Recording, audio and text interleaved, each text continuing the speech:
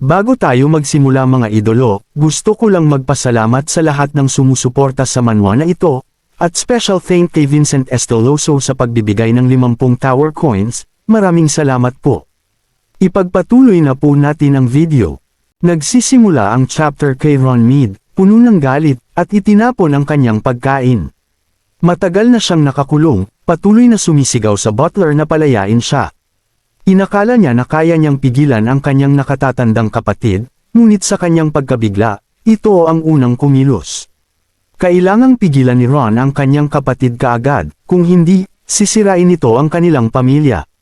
Nakiusap si Ron sa butler na palayain siya, umaasa sa alaala ng kanilang ama. Sa kasamaang palad, umiling ang butler.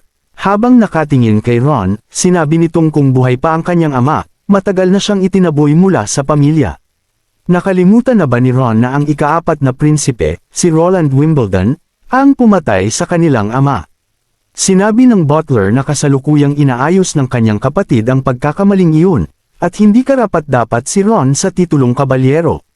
Galit na tumugon si Ron na ang kanyang kapatid ay bulag sa kasakiman.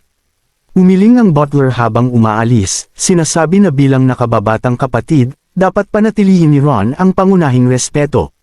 Sa huli, ang kanyang nakatatandang kapatid na ang konde at pinuno ng pamilya Mead. Matapos niyang sabihin iyon, hindi na niya pinansin si Ron at mabilis na umalis sa basement. Galit na sinuntok ni Ron ang sahig. Simula nang matalo si Duke Ryan, siya ay naging bihag. Tumanggi ang kanyang nakatatandang kapatid na bayaran ang ransom, at tanging sa tulong ng kanyang mabuting kaibigang si Petrov siya nakatakas sa kulungan. Umabot na sa puntong malamig na ang relasyon ng magkapatid. Kahit ganoon, wala siyang balak na agawin ang posisyon ng pinuno ng pamilya mula sa kanyang kapatid. Nang marinig niya ang plano ng prinsipe na magtayo ng lungsod sa kanlurang teritoryo, pinag-isipan niyang pumunta sa bayan sa hangganan at manampa ng katapatan sa ikaapat na prinsipe, marahil ay maglingkod bilang kabalyero nito. Gayunpaman, sa isang pribadong pagtitipon na ginanap sa kastilyo ng Mead, nakarinig siya ng balitang ang apat na pangunahing pamilya ay naghahanda na magkaisa laban sa kuta ng Chang'e Stronghold.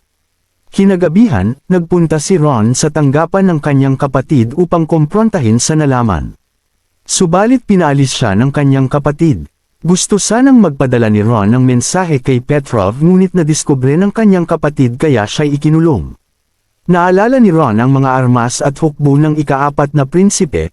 Walang kabalyero ang magkakaroon ng lakas ng loob na tumutol sa prinsipe at sa kanyang hukbo. Hindi naunawaan ng kanyang kapatid kung ano ang kanyang kahaharapin. Pagkasara ng kanyang mga mata, narinig niya ang mga yabag sa basement. Nang ang bisita ay lumapit, nakilala niya si Aurelia, ang ikatlong anak ng pamilya Mead. Nakapuslit si Aurelia habang walang nakabantay na katulong. Dinala niya ang pagkain mula sa kusina para kay Ron, at sa kalagayan ng kanyang kapatid, labis siyang nalungkot. Habang nag-uusap sila, nalaman ni Ron na wala ang kanilang kapatid sa kastilyo. Nagtanong siya kung saan ito pumunta, ngunit hindi rin tiyak si Aurelia. Nang marinig ni Ron na umalis ang kanyang kapatid 2 araw na ang nakalipas dala ang karamihan ng mga gwardya at mga kabalyero, lalo pang bumigat ang kanyang loob. Ngayon, 3 araw na kasama ang araw na ito. Huli na, kahit makalabas siya ngayon, natatakot siyang huli na ang lahat. Sa pagkabahala, tinanong ni Aurelia si Ron kung totoo bang balak ng kanilang kapatid na saktan si Petrov at ang pamilya nito. Mapapahamak ba si Petrov? Simulat sa poll ay may gusto si Aurelia kay Petrov, at sinubukan ni Ron na paglapitin sila, ngunit nakalulungkot na tila may ibang damdamin ang kanyang kaibigan. Ngunit ngayon, hindi na ito mahalaga. Biglang narinig ni Ron ang mahina ngunit may puwersang tunog mula sa makapal na kisame. Kasunod ang bahagyang pagyanig ng lupa, tila may mabigat na bagay na bumagsak sa kastilyo. Sumunod na naman ang isang pagsabog, mas malinaw na ngayon, kasabay ang maiikling sigaw ng mga naguguluhang katulong sa itaas. Tumayo si Aurelia, nais tingnan ang nangyayari, ngunit hinawakan siya ni Ron at sinabihan siyang huwag umalis. Makalipas ang ilang sandali, dumating ang isang grupo sa basement, suot ang kayumangging uniforme at may dalang kakaibang mahahabang sandata. Tumayo si Aurelia at pinagalitan sila, tinatanong kung sino sila at bakit nila sinasalakay ang tahanan ng konde. Lumapit ang isang matangkad at matipunong lalaki mula sa grupo, tinatanong kung sino ang ikalawang anak ng pamilya Meade, si Sir Ron Meade.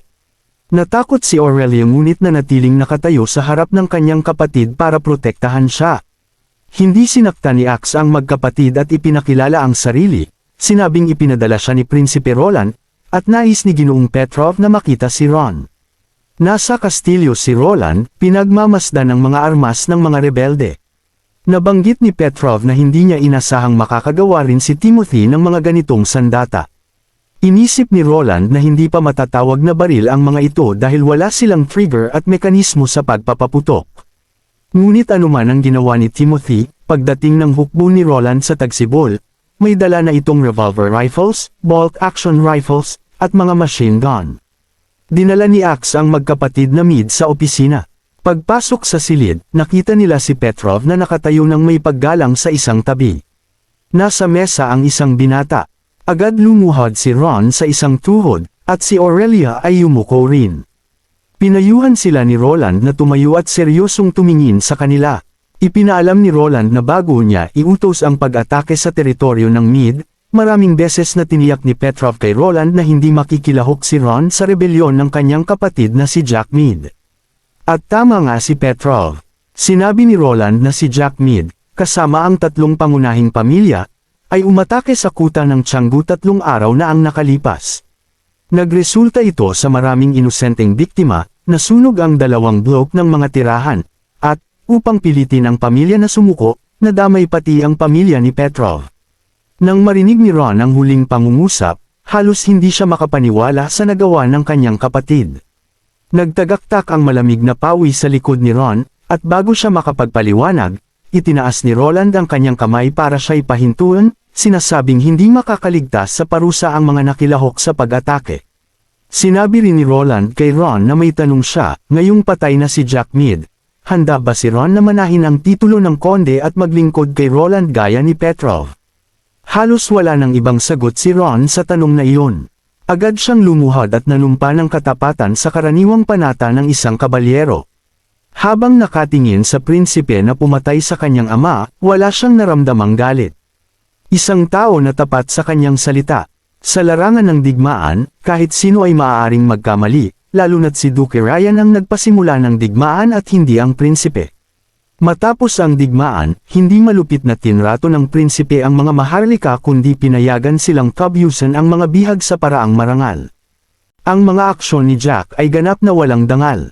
Higit pa rito, alang-alang kay Aurelia at sa iba pang inosente sa pamilya, kailangan niyang tanggapin ang sitwasyon.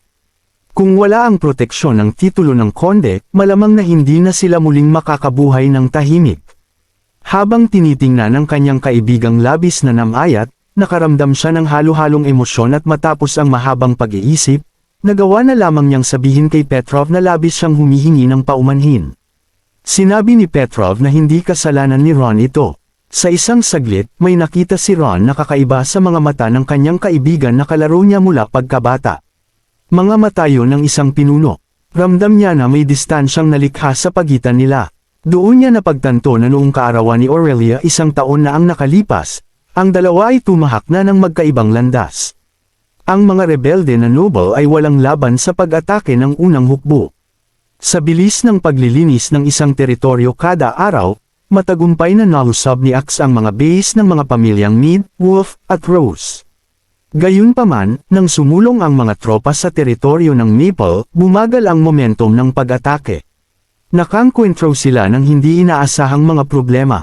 Pinagmasdan ni Brian ang mataas na mansyon ng konde sa kanyang harapan, nagulat siyang mayroong malakas na depensa doon.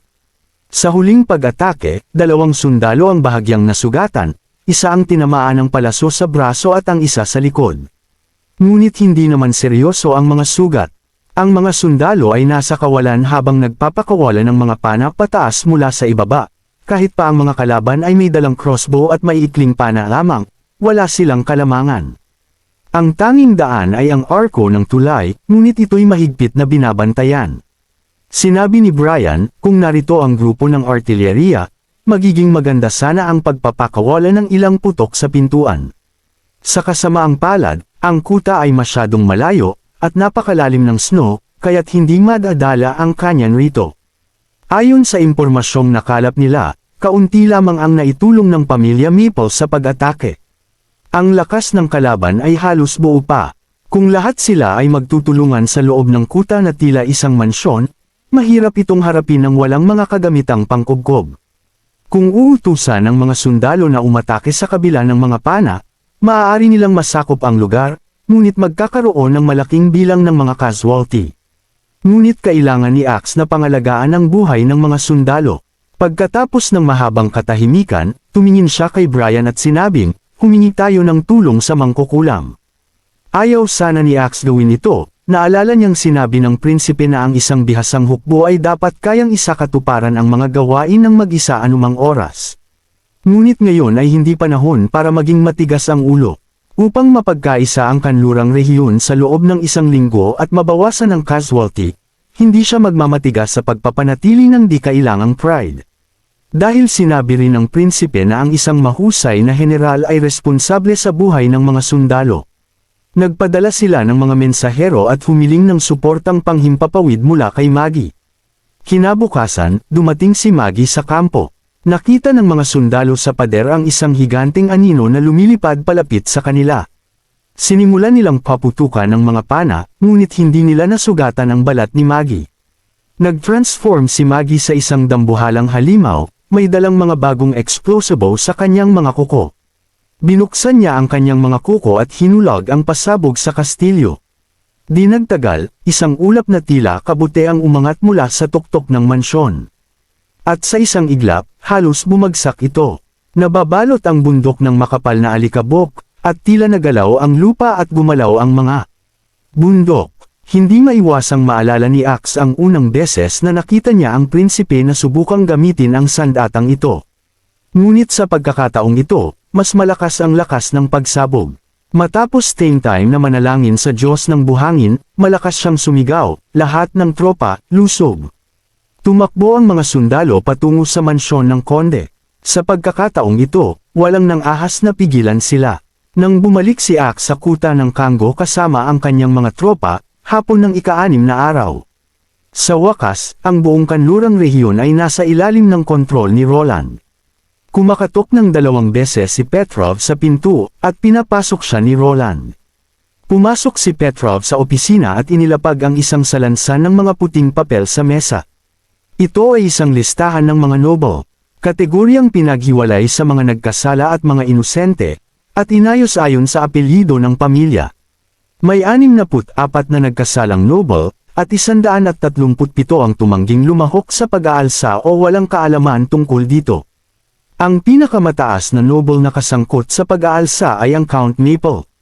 Ayon sa ulat ni Axe, ang noble na ito ay nagtago sa isang bar aisle sa silong matapos mawasak ang kanyang mansyon, at nang matagpuan siya ng mga sundalo ng unang hukbo, labis siyang natakot at basa ang kanyang pantalon. Sa kabuuan, ang 6 na pangunahing pamilya sa kanlurang rehiyon ay tila wala ng pag-asang bumangon muli. Ang mga pamilyang Ryan, Maple, Wolf, at Rose ay wala ng pagkakataong bumalik. Ang mga Mead, bagamat natitira, ay hindi na mga noble sa tradisyonal na mundo. Ang lahat ng kapangyarihan ng kanlurang rehiyon ay mapupunta lamang kay Roland. Nag-alinlangan si Petrov bago sabihin na ang mga listahan ng mga nagkasala at inosente ay ibinigay lahat ni Axe. Nag-aalala si Petrov na baka may pagkakamali. Umiling si Roland, sinasabing bihasa si Axe sa pag-iimbestiga. Bukod dito, alam din ni Roland na sa tulong ni Nightingale, imposibleng magkamali siya. Sa tulong ni Nightingale, tunay niyang masisiguro na walang masamang tao ang makakatakas at walang mabubuting tao ang mapaparatangan ng maling kasalanan. Pagkatapos, tinanong ni Petrov kung paano balak ni Roland na harapin ang mga maharlikang may sala. Itinaas ni Roland ang kanyang ulo at tiningnan si Petrov, tinatanong kung may mga kaibigan ba siya sa listahan. Agad na itinanggi ito ni Petrov, ngunit nag-aalala siya na kung ipapatupad ni Roland ang parusa sa lahat, maaaring makaapekto ito sa kanyang pamumuno sa hinaharap. Nakita ito ni Roland na kawili-wili at tinanong si Petrov kung hindi ba't siya ang nagnanais ng dugo kapalit ng dugo noong nakaraang linggo, at bakit nais niyang magpatawad ngayon. Mariing hinigpitan ni Petrov ang kanyang kamao, tunay na nais niyang ang mga taong ito ay mapunta sa impyerno, ngunit kahit patayin niya ang bawat isa sa kanila, walang magbabago. Kung kakalat ang balita ng maramihang pagbitay sa mga Maharlika, maaaring mag-alsa ang ibang mga lungsod laban sa pamumuno ni Roland. Sa narinig, nagulat si Roland, ang ganitong pag-iisip ay tunay na mula sa isang taong may malawak na pananaw, isang politikong marunong isantabi ang personal na damdamin at higit na nagpapahalaga sa bigat ng sitwasyon. Mukhang mas tumibe ang pagkatao ni Petrov dahil sa pangyayaring ito. Tumayo si Roland, lumapit sa bintana, at sinabi kay Petrov na ipapaalam niya ang nangyari sa lahat, at bibigyan ng pampublikong parusa ang lahat ng mga rebelde sa gitnang plaza, kabilang ang mga Maharlika, mga gwardya, mga lingkod, at mga mersenaryo. Ang mga pangunahing salarin, ang mga direktang nagpasimuno ng rebelyon at mga may dugo ng bayan sa kanilang mga kamay, ay bibitayin, habang ang mga kasabwat ay aalisan ng titulo at iPad adales sa mga minahan. Sa ganitong paraan, tanging ang mga may dugong kasalanan ang mahuhusgahan ng kamatayan, at ang natitira ay ipagpapalit ang kanilang mga titulo para sa kanilang mga buhay. Kapag lumabas ang balitang ito, hindi dapat isipin ng mga tao na masyadong mabigat ang parusa, sapagkat ang pagtataksil sa pamilyang Maharlika ay isang seryosong kasalanan mismo. Tumango si Petrov at saka umalis sa opisina. Tunay na maawi ng kanyang kamahalan. Tumingin si Roland sa labas ng bintana, at naramdaman ang isang kasiyahang hindi niya pa nararanasan noon. Ang operasyong ito ay lubusang nagtanggal ng mga balakid sa pagsasama ng kanlurang teritoryo, at mula ngayon, maging ang paggawa ng batas o pagpapatupad ng mga pulisya ay magiging mas madali sa kanlurang teritoryo. Pinunasan ni Roland ang hamog sa bintana at tumingin sa lungsod na nababalutan ng puting nyebe.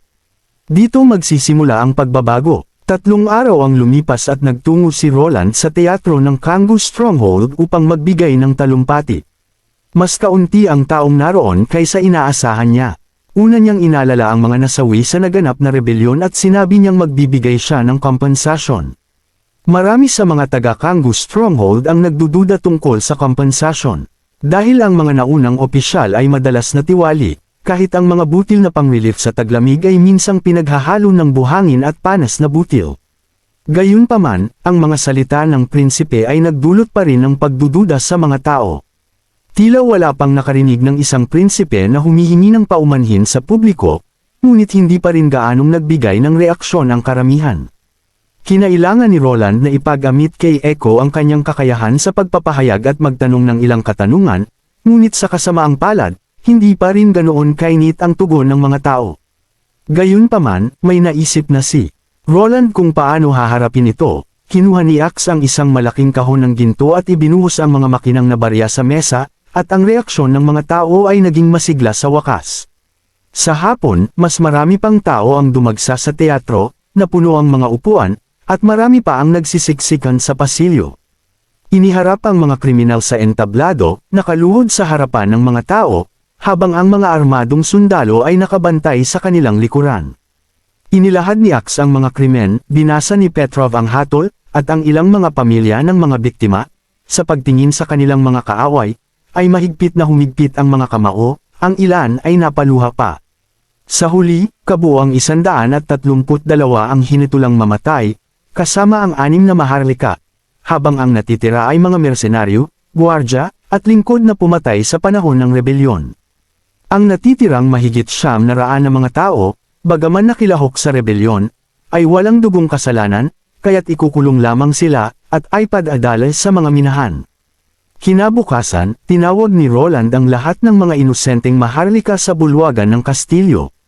Ang pagtanggal sa mga balakid ay simula pa lamang, ngunit upang tunay na pamahalaan ang lugar na ito, marami pa siyang kailangang gawin. Ang pinakamahalaga ay magtatag ng isang bagong kaayusan. Upang payapain ang damdamin ng mga Maharlika, espesyal na naghanda si Roland ng isang marangyang hapunan. Sa kanyang pagtataka, ang mga batang Maharlika dito ay tila hindi tutol kay Roland, at sa kanilang usapan, tila may balak silang magbigay ng kanilang katapatan. Matapos ang masarap na alak at hapunan, nagsalita si Roland at namahaji ng mga maliliit na notebook na inihanda niya para sa mga Maharlika.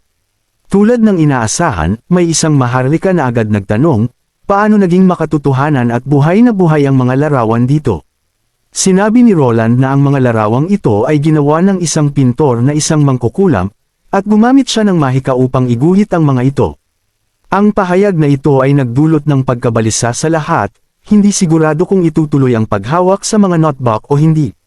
Sinabi ni Roland sa kanila na ang impluwensya ng simbahan sa kanlurang teritoryo ay ganap ng naglaho, kaya't wala silang dapat ikatakot. Bukod dito, walang pagkakaiba ang mga mangkukulam sa kanila, isang bagay na ilang beses niyang napatunayan. Narinig ito ni Petrov at halos masamid, ngunit agad siyang sumang-ayon, na sinangayunan na tama ang prinsipe. Nagkatinginan na lamang ang ibang mga maharlika at may ilang tawa na medyo alanganin. Napansin ni Roland na maaaring may nasabi siyang hindi malinaw. Sa hindi pagpapahalata, pinalitan niya ang paksa sa pamilya Pine, at ikinwento kung paano niya nakilala si Nana at Viscount Pine sa bayan sa hangganan. Ang ilan sa mga maharlika ay kilala ang pamilya Pine, ang ilan pa ay dating kapitbahay ng pamilya Pine. Ipinaliwanag ni Roland ng maikli kung paano niya nakilala ang pamilya Pine at kung paano sila ngayon ay namumuhay sa bayan sa hangganan, pinuprotektahan ang bayan sa ilalim ng bagong sistema. Pagkatapos ng buwan ng mga demonyo, madalas nalalabas si Viscount Pine kasama ang kanyang anak na babae upang mangaso at mag-enjoy sa buhay. Ipinagbili nila ang kanilang mga teritoryo sa Kanggu Stronghold at tumira sa bayan sa hangganan, kung saan tumaas ang antas ng kanilang titulo at dumobble ang kayamanan ng kanilang pamilya. Alam ni Roland na ang takot ay nagmumula sa hindi alam, at ang pagtutol sa mga pagbabago sa sistema ay ganito rin, sapagkat hindi alam ng mga maharlika rito kung paano ito makakaapekto sa kanila. Ipinagawa ni Roland kay Soraya ang pagguhit ng buhay sa tigupin sa anyo ng isang comics, upang magkaroon ng mga maharlika ng mas maliwanag na larawan ng pamumuhay sa bayan sa hangganan. Alam ng ilan sa mga maharlika ang plano ni Roland na magtayo ng isang lungsod sa kanlurang rehiyon. Isang batang maharlika ang nagtanong, paano naman ang kanilang mga teritoryo? Sumagot si Roland, mananatili pa rin ang mga ito sa kanilang pagmamay-ari. Ang pagbawi ni Roland sa kapangyarihan ay hindi nangangahulugan na mawawala sa kanila ang lahat, at sa ilalim ng bagong sistema, hindi na nila kailangang lumaban. Ang tungkulin ng pagtugon sa mga panlabas na kaaway ay gagawin na ng propesyonal na hukbo, at ang kailangan na lamang nilang gawin ay kumilos alinsunod sa batas, kung saan makikinabang sila ng higit kaysa dati. Sabi nga, sa halip na maghati-hati ng maliit na piraso ng cake, mas mabuting palakihin ang cake mismo. Nang makitang tahimik ang lahat, sinabi ni Roland na baka hindi pa nila alam kung gaano kalaki ang maibibigay na benepisyo dahil hindi pa sila nakarating sa bayan sa hangganan. Sa katunayan, umabot sa 30,000 ginto ang kita ng bayan sa ikalawang kalahati ng taon. Kung hindi lamang dumating ng maaga ang buwan ng mga demonyo, maaaring nadagdagan pa ito ng isa pang 10,000 ginto.